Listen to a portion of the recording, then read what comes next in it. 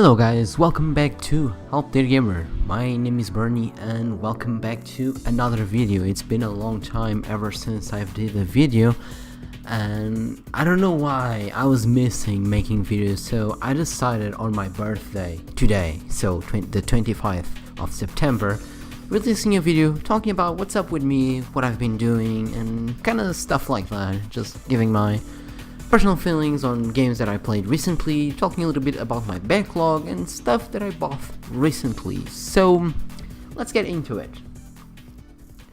The first thing that I'm going to be talking about is what I've been up to. You may be asking, because I've been kind of away for a very long time and I'm back again. I've been working, basically, that's it, I arrive home, I'm tired, I don't have like a lot of patience to record, but I shall be back, try again, on YouTube, even though now YouTube is kind of dead for people like us who just like to share opinions, but I feel like there's still light, I feel like there's still a way to, I don't know, I just miss, talking on a mic, talk about games and just edited videos. I miss it, so I decided to just go back and just talk a little bit about the stuff I've been playing. So first of all, let's talk about what I got recently, and that is I got a Nintendo Switch. Now, I think probably I'd say 90% of people are tired of hearing the word Nintendo Switch. There's all dedicated channels right now on YouTube, people talking about the Nintendo Switch and how amazing the Switch is and how perfect this game is for the Switch. Like, there's a lot of people talking about that. I just got one, and I think I got mine around March this year, and the whole reason I got it was because it was cheap. Believe it or not, it was on sale, and it's crazy because this store lost its mind. I don't know what happened to them, but they decided to drop the price on the Switch. And for perspective, the Switch here in Portugal costs around 330 euros. So that's a lot of money. That's almost $380. So it's a lot of money for a Nintendo Switch. It doesn't come with any game. It's just the bare bones system. And I feel like it's really pricey. I always thought the Switch was really pricey, but I got for around 250 euros. So it was a really good deal for sure. And that's why I picked it up. I was like, yeah, I have money for that in the game. So that's what I did. And I had a lot of fun with the system. I feel like the system itself, it's very impressive. And it's something that I always enjoy. I always loved handhelds. I don't know why. I just like to play games on a small screen and carrying over, to the bus and play on the bus. That's kind of my thing. I always enjoy handhelds, and the Switch, it's a very interesting handheld because it kind of reminds me the PSP when it came out, because it brings that home console experience to the go. Even though it's really bulky and huge, it's not very easy to carry as a 3DS or a PSP, but it's definitely portable. I'd say, yeah, it's not bad. As long as you have a backpack, it's easy to carry. That's my opinion. And the best part is you can arrive home, hook to your dock station and play again on a big screen. So that's really a plus for me. So there's games that and this is a really cool thing about, the Switch. There's games that look really good on a small screen, and there's games that look better and play better on a bigger screen, and the Switch gives you the option, and which is something really, really cool. The PSP you could connect to a bigger screen, but didn't look that great, to be honest with you. I saw people connecting the PSP to a larger screen. It didn't look that great. It looked really blurry, and it wasn't a very pleasant experience. With the Switch, the game scales on your TV, so basically it renders at higher resolution, so it looks better. Some games even perform better on the docked mode, but but that's the thing. Like that this was a thing that I was worried when I got the Switch. It's how much downgraded games would look on portable mode, but they don't. They look exactly the same. As far as I can tell, there's not really a lot of difference in terms of visually. Resolution is lower, but again, the screen that you have is also lower, so it still looks sharp and clean. It looks fucking unbelievably good. And it's really good that you can have like a true home console experience on the go, even though, like I said, it's a really bulky system. Yeah, my thoughts on it, I'm pretty happy with the system. I really liked it. The battery life, yes, it could be better, but again, technology, it's not there yet. Maybe in the future we'll have more optimized, because battery life comes down to two things: either the power consumption that the hardware has, which, by the way, this system has really low power consumption by default, or the way the the battery is. Like, they could crank a higher battery. I think they could do it. I mean, I think it's 3000 milliamp power battery, which is not that big. I mean, my mom's phone has more battery and it's way smaller than the Switch. So I don't know. They could definitely improve the battery size of it. That's my only complaint. But overall, I feel like the build quality, it's fantastic. The screen is really good. Definitely a step over, the 3DS screen. It looks clean and sharp. Most of the games look good. Some third-party games don't look as sharp, unfortunately. But as far as Nintendo games go, they look freaking fantastic, and they run super smooth. Like, I was playing Mario Odyssey, it looks fantastic. I'm really happy with the system. Now, the Joy-Cons, it's a very interesting thing, because I hate them. Like, they take a lot of time to get used to, because the buttons are really small. There's no D-pad. You have the C buttons, which some people complain about it, but you get used to it. It's not that bad. I can get over it. I mean, I still consider buy a Pro controller when I want to play on a big screen, because, I mean, it's kind of annoying. Like, you dock the system and you have to take the Joy-Cons. It's not as smooth as they show on, on the ads or on commercials.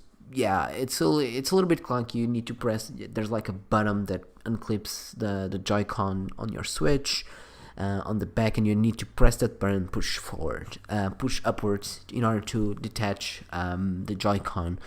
So it's not as quite smooth as you'd think it would be, just taking the Joy-Cons to play on the big screen.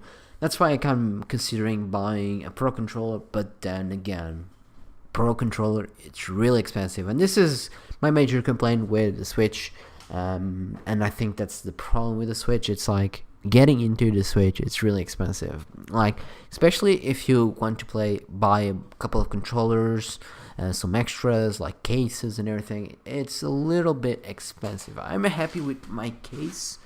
I have a Splatoon 2 case, which I definitely enjoyed, and it wasn't really cheap. It wasn't really expensive. It was around 20 euros, and it came with a screen protector. So that's a plus for me.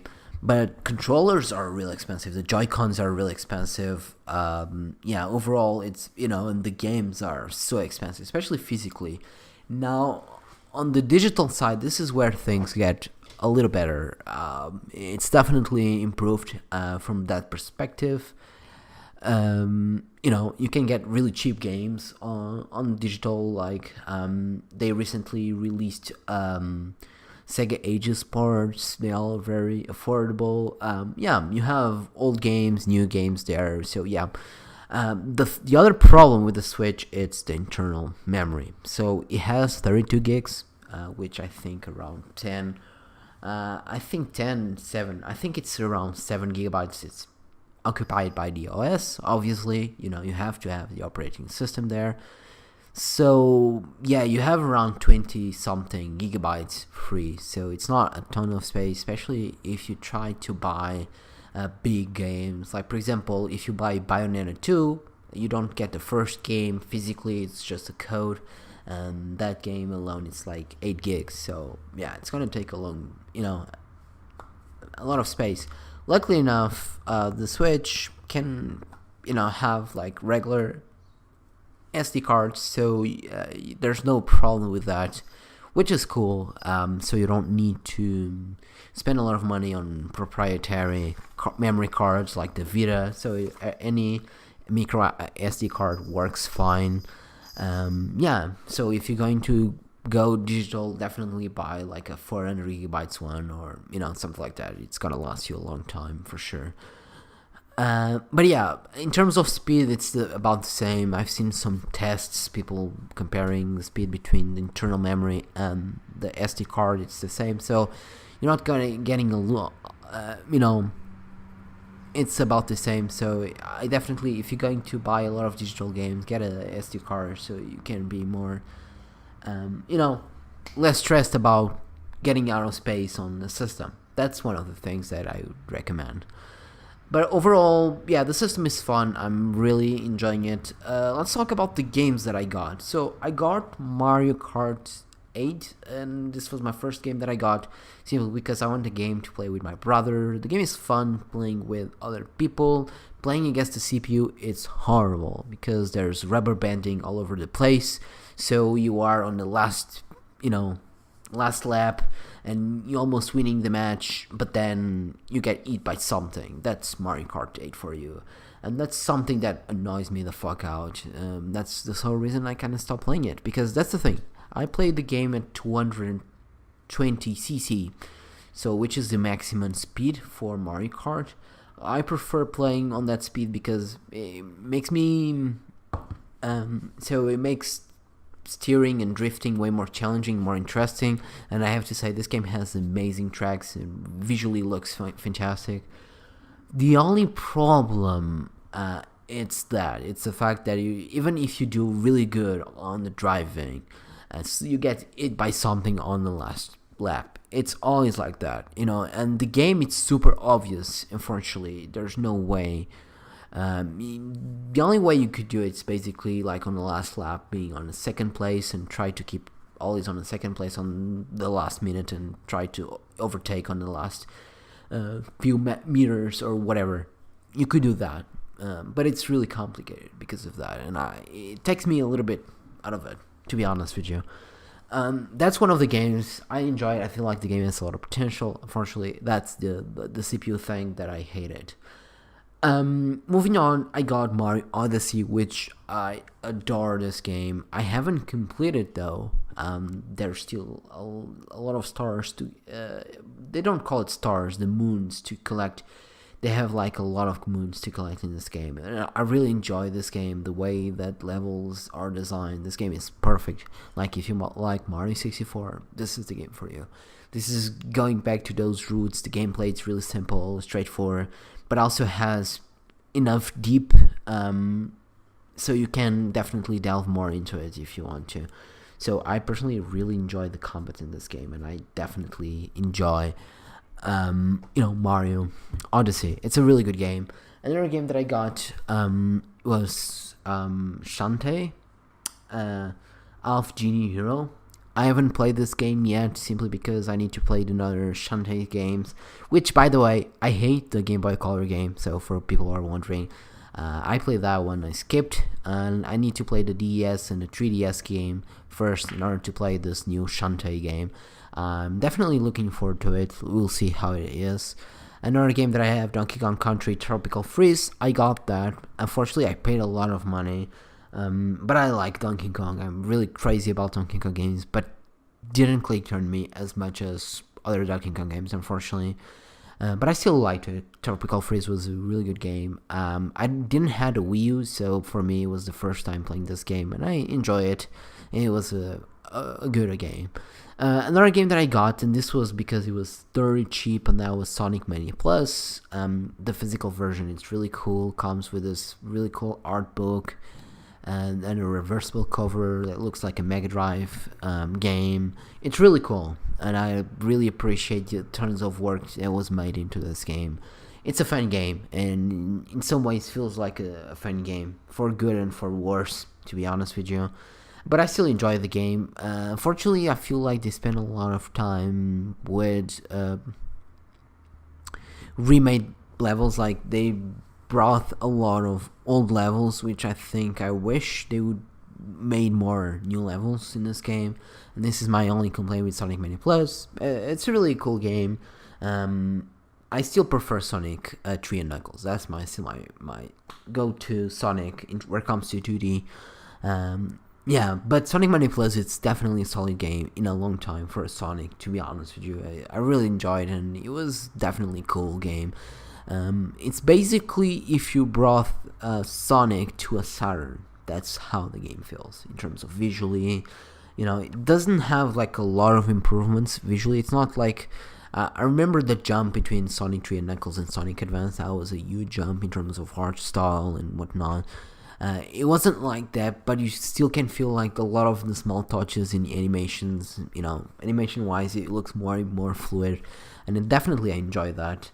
This is a game that I beat it recently, and I really enjoy it. I haven't got much into the new levels they design, and they have like a new mode where you can play with Armadillo and the other guy that flies as well.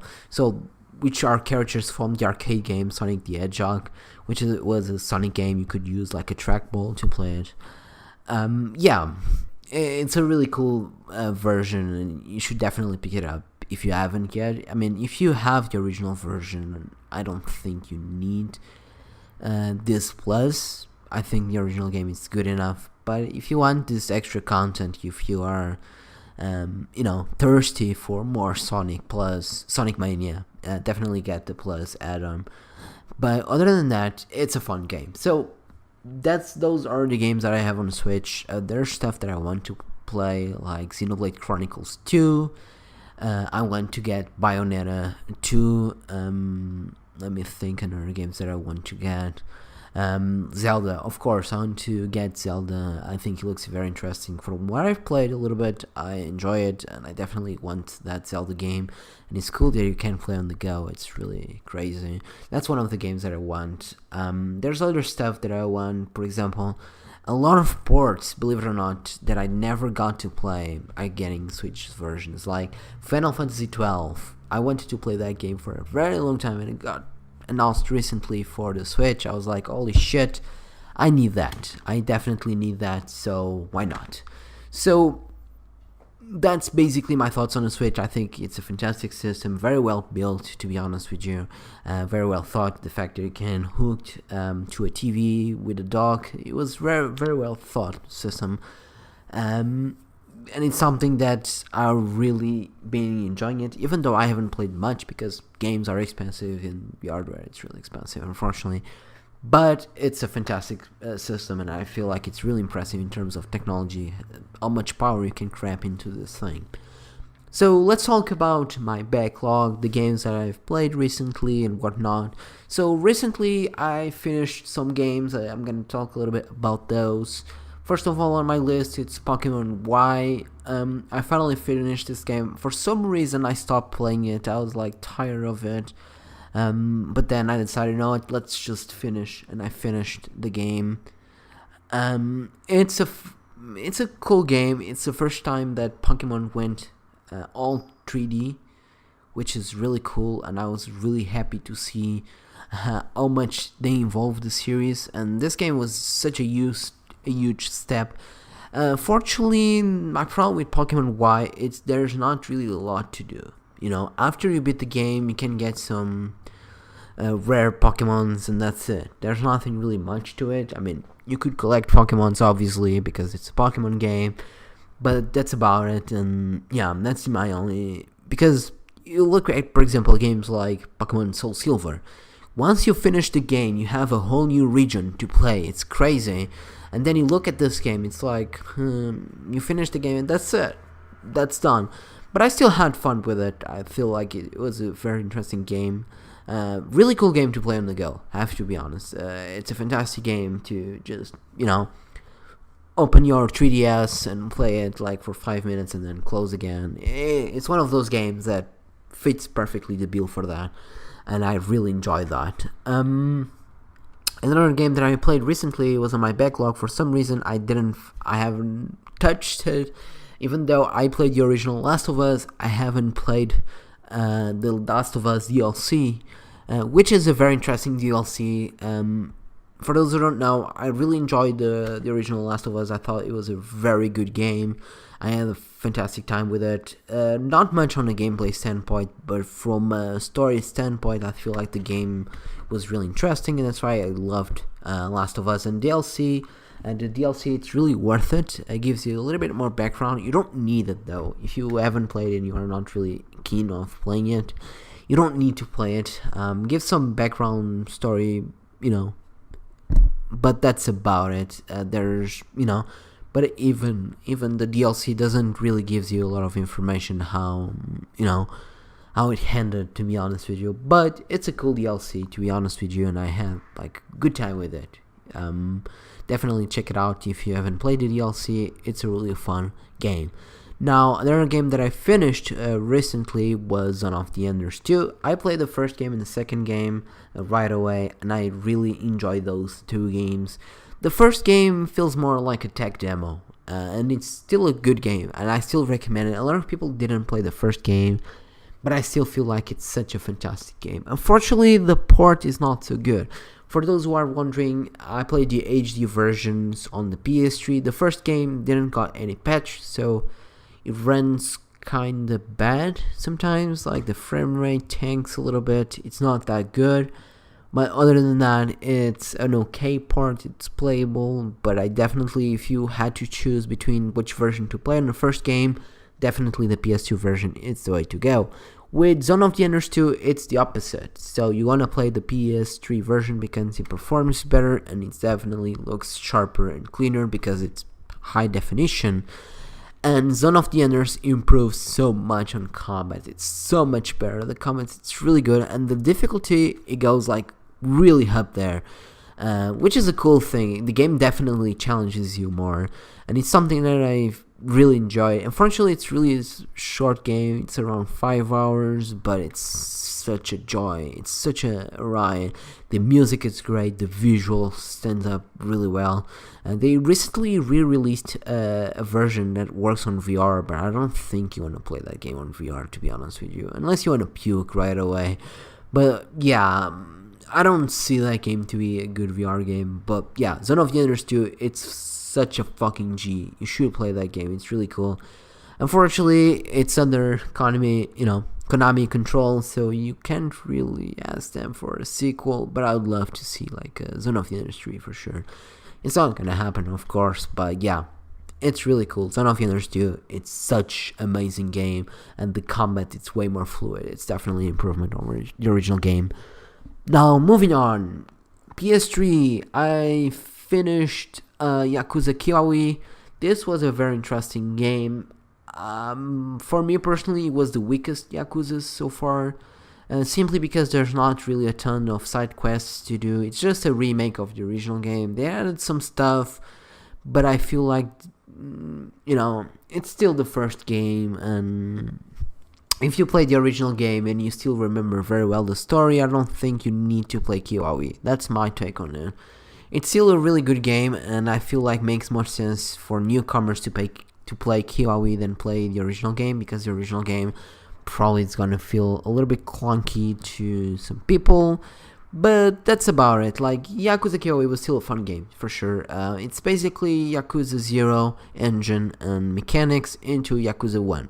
That's basically what Yakuza Kiwami is. It's still a really cool remake, but but I don't know. It didn't really click on me as much as the other Yakuza games, probably because I already know what's going to happen with the story. It was basically, I don't know.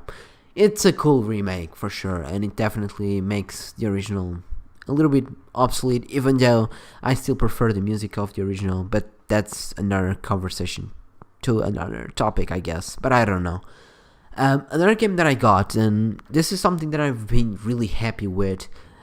So recently I've basically I subscribed to PS Plus. I wouldn't do it, but the thing is, they would recently Sony has been like very kind with the games they are giving on PS Plus. I was like, why not? And not just that, I got on discount. I paid around 44 euros, so that was a really good deal for PS Plus, a year. So you get some free games, you get to play online. Yeah, and this was a cool thing because I was able to play Dragon Ball Fighter Z with Senkai from Accent on Gamers. By the way, check his channel out, he's a cool dude. Yeah, and one of the games that Sony was really kind to give it for free, I mean not for free, but it was included on PS Plus, was Mafia 3. Now, I was eager to play this game because I'm a big fan of Mafia games. I played Mafia 1 and 2, I really enjoyed those. I was curious to see how Mafia 3 was, even though it had really negative reviews back then. I was still curious to see how it would fare, Mafia 3. And I enjoyed the game, so sum it up really quick. The story is really good, the characters are fantastic, I really like the characters. They have a lot of life into them, but the biggest problem with this game is repetition. You're always doing the same thing over and over and over. You know, the game doesn't try to diversify. I mean, there's some missions that they are a little bit different from the norm, but for most of the part, I'd say 70% of the game you are doing always the same thing over and over and over, and that's what probably turned off some people. I have to say, you know, and I understand it, but I feel like the game it's still a very interesting game if you have the patience. It's just not a very good game to play long sessions. Like play maybe an hour a day, you'd be fine with this game. You're not gonna feel tired of it. There's a lot of cool collectibles. This is something that I really enjoy because one of the cool collectibles are you can collect Playboy magazines, and it's not just because it's Playboy or you can see some girls were, it's not that. It's because some of the magazines have like interviews of the models. And it's really cool to see their different mindsets of the time, because a lot of this thing, this is very well it represents very well the 60s. It's basically 69, so basically late 60s, early 70s. So, and it represents very well that era. And another thing that I found it very interesting is this game touches on a very touchy subject, which is racism.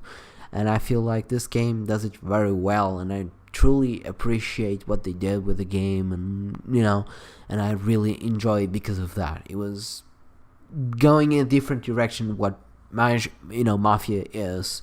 The only problem is that it's just the side missions are very monotonous. You are always doing the same shit, because the shooting is fun, it feels good to shoot people.